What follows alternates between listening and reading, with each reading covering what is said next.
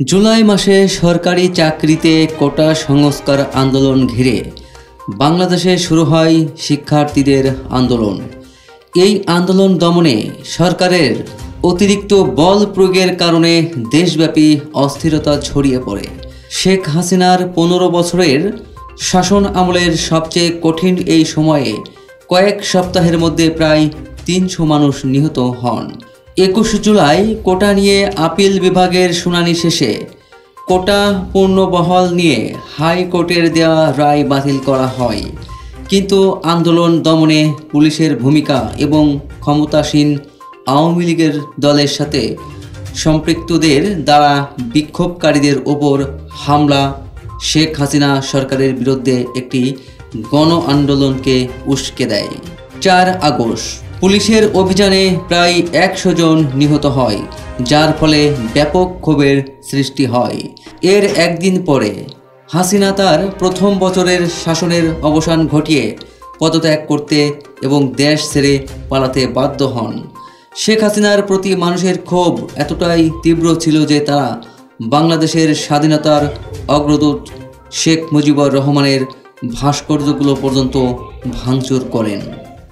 বাংলাদেশের ঐতিহাসিক এই আন্দোলনের ঘটনা প্রবাহ নিয়ে একটি প্রতিবেদন করেছে আল জাজিরা। জুন থেকে আগস্টে শেখ হাসিনার পতন পর্যন্ত ঘটনাগুলো উঠে এসেছে এই প্রতিবেদনে। প্রথম ও দ্বিতীয় শ্রেণীর সরকারি চাকরিতে মুক্তিযোদ্ধা কোটা সহ কোটা পদ্ধতি বাতিল করে 2018 সালে সরকারের জারি করা পরিপত্র অবৈধ ঘোষণা করেন হাইকোর্ট। এই রায়ের পর পাবলিক বিশ্ববিদ্যালয়গুলোতে প্রাথমিকভাবে শুরু হয় আন্দোলন। চাকরিতে কোটা বাতিলের দাবিতে আন্দোলন শুরু করেন শিক্ষার্থীরা। রাজধানীতে আন্দোলনকারীদের উপর ছাত্রলীগ ও পুলিশের হামলার পর জুলাইয়ের মাঝামাঝি সময়ে বিক্ষোভ সহিংস রূপ নেয়। পরিস্থিতি নিয়ন্ত্রণে সরকার বিশ্ববিদ্যালয়গুলো বন্ধ করে দেয় এবং ইন্টারনেট বন্ধ করে দেয়। 10 থেকে 20 জুলাইয়ের মধ্যে সহিংসতা এবং সরকারি দমন পীড়নে কমপক্ষে 187 জন নিহত এবং 1000 জনকে গ্রেপ্তার করা হয়।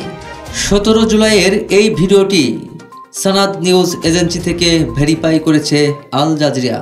ভিডিওতে দৃশ্যমান ঢাকা বিশ্ববিদ্যালয়ে বিক্ষোভকারীদের উপর গুলি চালানো হচ্ছে। সানাদ নিউজ এজেন্সি দ্বারা যাচাইকৃত 18 জুলাইয়ের একটি ভিডিওটিতে দেখা যায় কানাডিয়ান ইউনিভার্সিটি অব বাংলাদেশের ছাদ থেকে আটকে পড়া পুলিশ সদস্যদের উদ্ধার করছে র্যাবের একটি হেলিকপ্টার। সংঘর্ষের পর শিক্ষার্থীরা সড়ক অবরোধ করে রাখলে ওই পুলিশরা 3 ঘন্টা সেখানে আটকা ছিলেন। সশস্ত্র বাহিনী বিক্ষোভকারীদের বিশাল ভিড়ের উপর গুলি চালানো রেকর্ড করা হয়েছিল, যারা পিছু হটতে অস্বীকার করেছিল।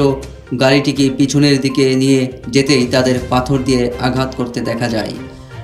প্রবাসী সাংবাদিক জুলকার 9X একটি ভিডিও পোস্ট করেন, যেখানে দেখা যায় পুলিশ একটি এপিসি থেকে এক ছাত্রদের মরদেহ বের করে রাস্তার উপর ফেলে চলে যায়।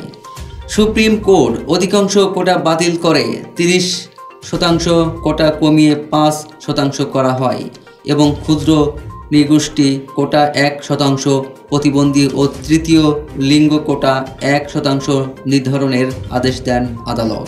2% জাতিগত সংখ্যালঘুদের জন্য সংরক্ষিত করা হয়েছে। বাকি 93% চাকরি বাকি সব বাংলাদেশিদের জন্য মেধার ভিত্তিতে সিদ্ধান্ত নেওয়া হবে। দেশব্যাপী কারফিউ বহাল থাকে, সামরিক বাহিনী রাস্তায় অবস্থান করে। ইন্টারনেট সংযোগ আংশিকভাবে ফিরে আসে। এক্সে পোস্ট করা একটি ভিডিওটিতে দেখা যায় আহত একজন আন্দোলনকারীকে উদ্ধারে আসা নিরস্ত্র আরেকজনকে লক্ষ্য করে গুলি ছুড়ছে পুলিশ। সাধারণ পোশাকে থাকা এক পুলিশ সদস্যকে পয়েন্ট ব্ল্যাঙ্ক রেঞ্জে গুলি করতে দেখা যায়। ছাত্র নেতারা ঘোষণা দেন তারা 24 জুলাই পর্যন্ত বিক্ষোভ স্থগিত করবেন, যে সময় সীমা পরে বাড়ানো হয়। বিক্ষোভকারীরা তাদের দাবিগুলো নতুন করে পেশ করে, যার মধ্যে ছিল ছাত্র নেতাদের মুক্তি, কারফিউ প্রত্যাহার এবং বিশ্ববিদ্যালয়গুলো আবারও চালু করা। তারা একথা মেনে নেয় না।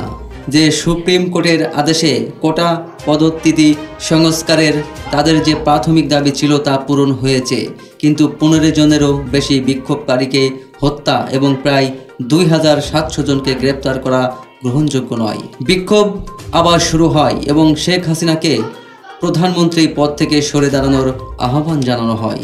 এক্সে পোস্ট করা একটি ভিডিওটিতে দেখা যায় চট্টগ্রামে শিক্ষার্থীদের শান্তিপূর্ণ একটি সমাবেশে বিস্ফোরণের পর সবাই বাঁচতে ছোটাছুটি করছে। আগস্ট 4, হাজারো বাংলাদেশি বিক্ষোভকারীরা প্রধানমন্ত্রী শেখ হাসিনার পদত্যাগের দাবিতে গণ বিক্ষোভের জন্য জড়ো হয়। আইন শৃঙ্খলা রক্ষায় একদিকে সেনাবাহিনী যখন মাঠে করছিল, তখন প্রাক্তন কিছু সামরিক কর্মকর্তা ছাত্র আন্দোলনে যোগ দেন। 13 জুন পুলিশ কর্মকর্তা সহ প্রায় 100 জন নিহত হন এবং আরও বেশ কজন আহত হন। ঢাকাসহ দেশের বিভিন্ন জেলায় এসব প্রাণহানির ঘটনা ঘটে।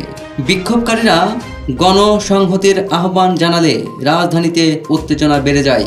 ঘটনা বিস্ময়করভাবে মোড় নেয়। প্রধানমন্ত্রী শেখ হাসিনা পদত্যাগ করে দেশ ছেড়ে পালিয়ে যান। সূত্র আল জাজিরা, NF।